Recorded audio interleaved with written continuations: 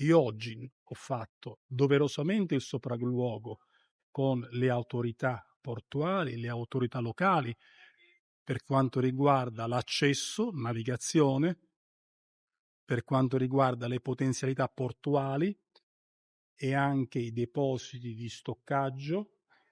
ma mi sono anche confrontato con alcune imprese, appunto, che hanno già intenzione di collocarsi in quest'area per la raffinazione e il riciclo delle materie prime critiche, e con le grandi imprese multinazionali italiane che operano in quest'area e che hanno anch'esse necessità di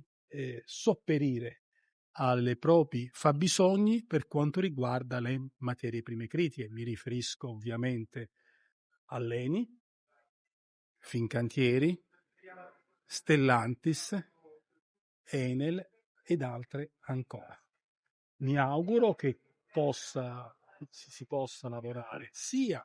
sull'obiettivo europeo del sito di stoccaggio, sia sulla realizzazione